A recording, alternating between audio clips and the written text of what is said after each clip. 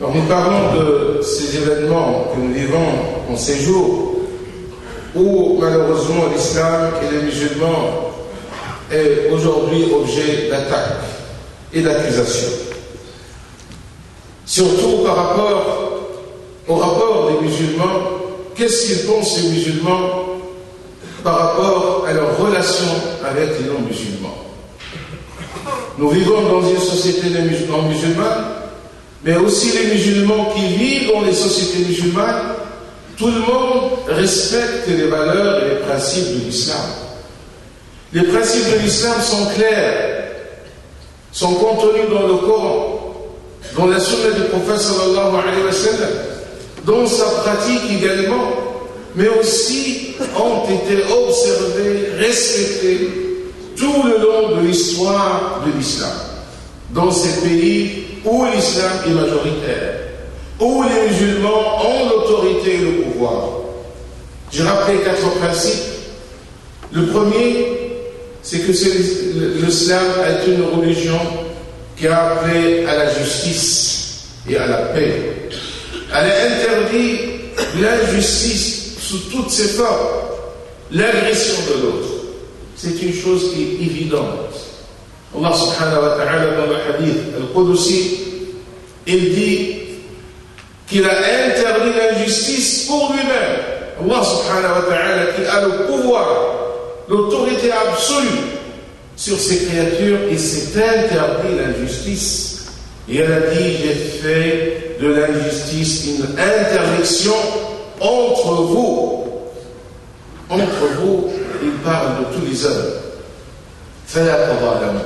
Ne soyez pas injustes les uns vis-à-vis des autres. Le prophète sallallahu alayhi wa sallam, il parle également de l'injustice al-dhulm, en la qualifiant de al-dhulumat, les ténèbres. Ittaqu-dhulm. Attention, prenez garde de l'injustice. فَإِنَّ الظُّلْمَ ظُلُمَاتٌ. Car l'injustice, c'est des ténèbres le jour du jugement. Et je dirais, les musulmans, lorsqu'ils se préservent de l'injustice, lorsqu'ils se préservent de l'agression, ils le font par conviction, car ils savent bien qu'Allah subhanahu wa ta'ala va les juger le jour du jugement dernier par rapport à leurs actes. ولذلك Allah subhanahu wa ta'ala nous invite à la justice lorsqu'il nous dit وَلَا يَجْرِمَنَّكُمْ شَنَآنُ قَوْمٍ عَلَىٰ أَلَّا تَعْدِلُوا. Même si vous avez un différend avec des personnes, ça ne doit pas vous amener à être injuste. Soyez juste.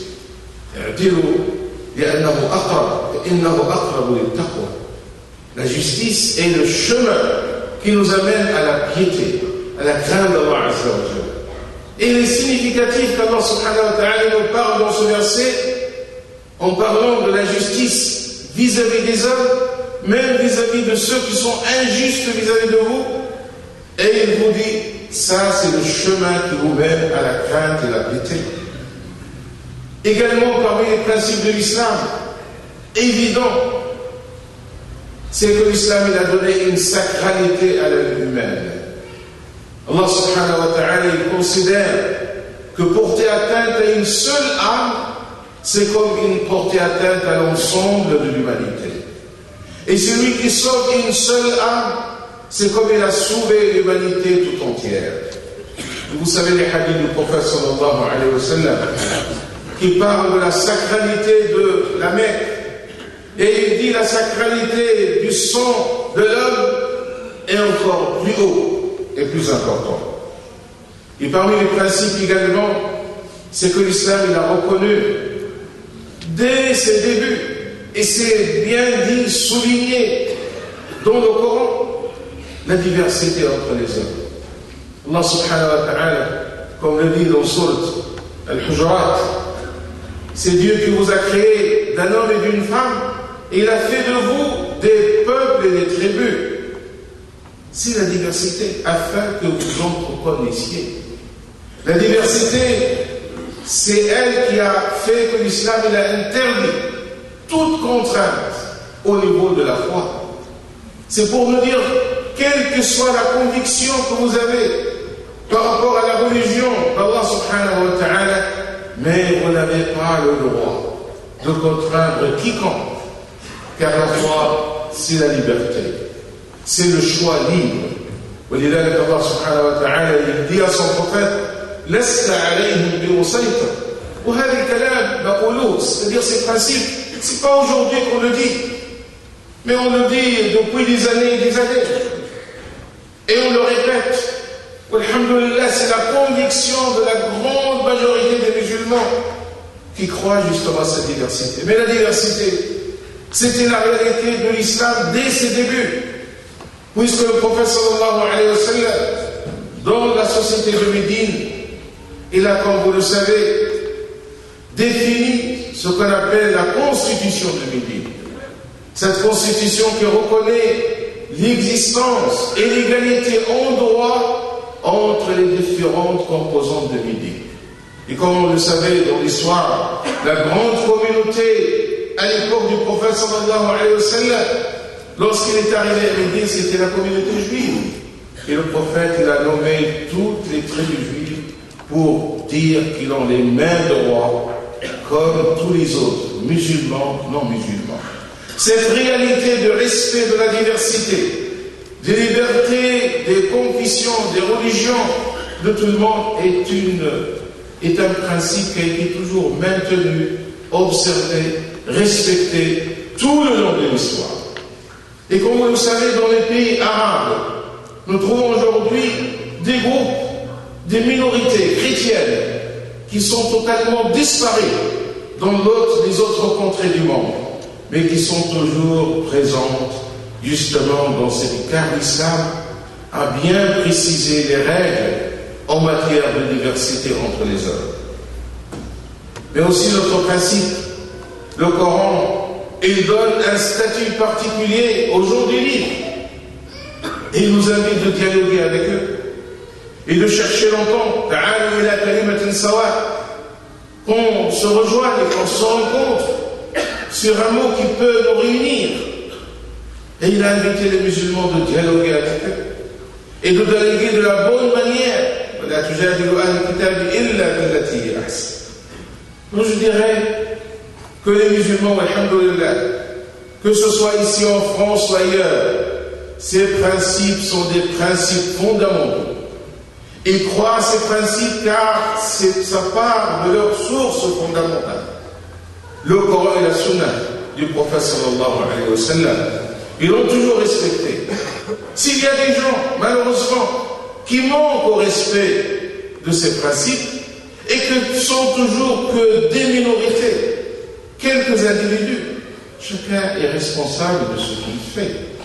Il ne peut pas aujourd'hui, quelqu'un qui se trompe, qui fait une erreur, qui va manquer à ses principes, qui porte atteinte aux autres, c'est à lui de répondre à ce qu'il a fait. Et c'est le principe également de la religion et le principe de tout de droit juste humain, que chacun il est responsable de ce qu'il fait.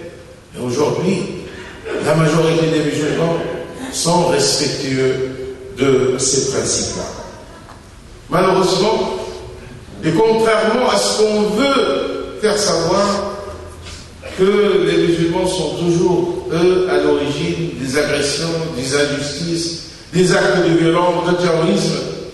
S'il y a des musulmans qui, malheureusement, tombent dans ces dérives, sont certainement responsables de ce qu'ils ont fait. Mais aussi de l'autre côté, les musulmans sont victimes.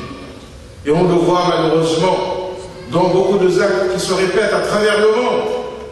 Des actes également islamophobes, racistes. Ça existe. Et c'est l'affaire de tous les jours. Combien de femmes musulmanes ont été agressées? Et surtout ces jours-ci, beaucoup nous appellent et nous disent qu'ils sont objets aujourd'hui d'agression. Pourquoi? Parce qu'on a diffusé tout un climat pour montrer les musulmans comme les agresseurs qui portent atteinte, qui sont le danger. Et les musulmans pourtant, lorsqu'il y a eu cette tragédie de Toulouse, toutes les fédérations musulmanes, toutes les associations, tous les musulmans ont bien sûr dit leurs mots. Et clairement, ils sont complètement contre ces actes-là. et ils s'indignent, et ils ont dit que ça ne représente pas l'islam.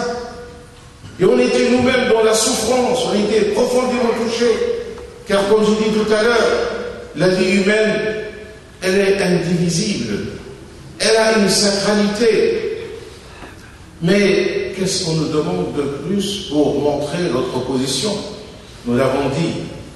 Mais malheureusement également, lorsqu'on le dit, il n'est pas suffisamment relayé par les médias.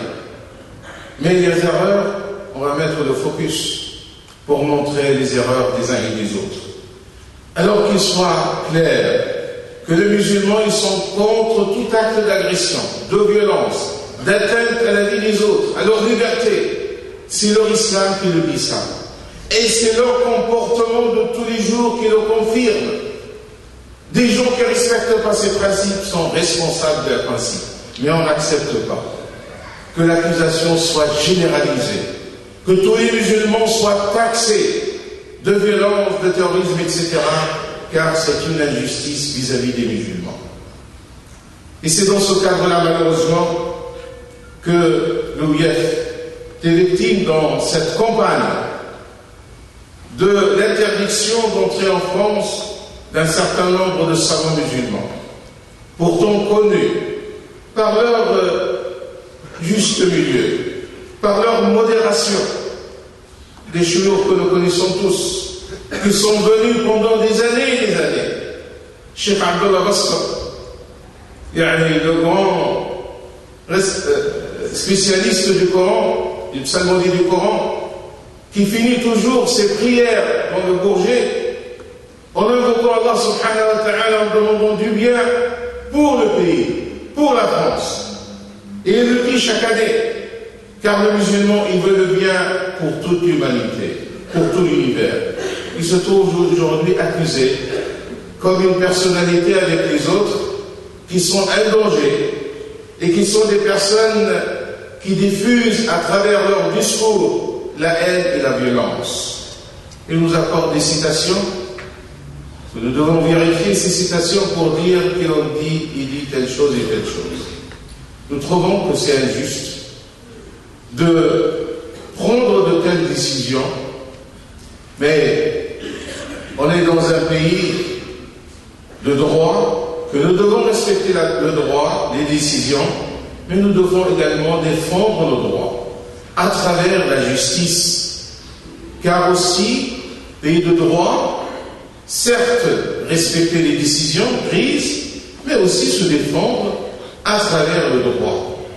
Ce que nous devons faire, Inch'Allah, notre responsabilité, c'est certes de répondre, de clarifier, de rappeler ces principes, que nous avons jamais cessé de les rappeler, mais il faut toujours les rappeler. Mais nous devons également, comme j'ai dit tout à l'heure, défendre nos droits à travers la justice, car nous sommes dans un pays de droit et nous devons utiliser tous les moyens juridiques pour nous défendre. Nous devons également revenir, et toujours, Allah subhanahu wa ta'ala, pour invoquer son aide, son soutien, sa protection, car c'est Allah subhanahu wa ta'ala qui nous préserve de la justice et qui préserve toute l'humanité de la justice. Car l'islam est pour la justice, pour toute l'humanité, sans aucune distinction. C'est pour vous confirmer, Inch'Allah, que notre rencontre annuelle, elle est toujours au rendez-vous annoncé. Elle va commencer, Inch'Allah, à partir du vendredi prochain et qui va continuer jusqu'à lundi, Inch'Allah, avec un programme, avec la participation de beaucoup de savants, d'intervenants, alhamdoulilah, qui vont être là, présents, Inch'Allah, avec nous. On a besoin aujourd'hui de fréquenter, d'arriver, de participer massivement à cette rencontre.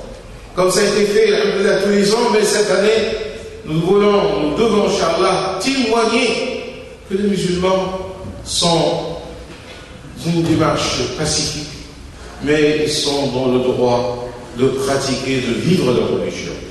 On est tous invités, Inch'Allah, de participer. Des bénévoles, Inch'Allah, qui veulent participer, prendre part, Inch'Allah, dans les activités, Inch'Allah, ils peuvent contacter les responsables de la mosquée pour dire, Inch'Allah, leur disponibilité. mais aussi pour diffuser l'information, des tracts, des affiches, pour qu'il y ait un maximum de monde, Inch'Allah, qui viennent participer cette année. فنسأل الله تعالى أن يوفق لكل خير.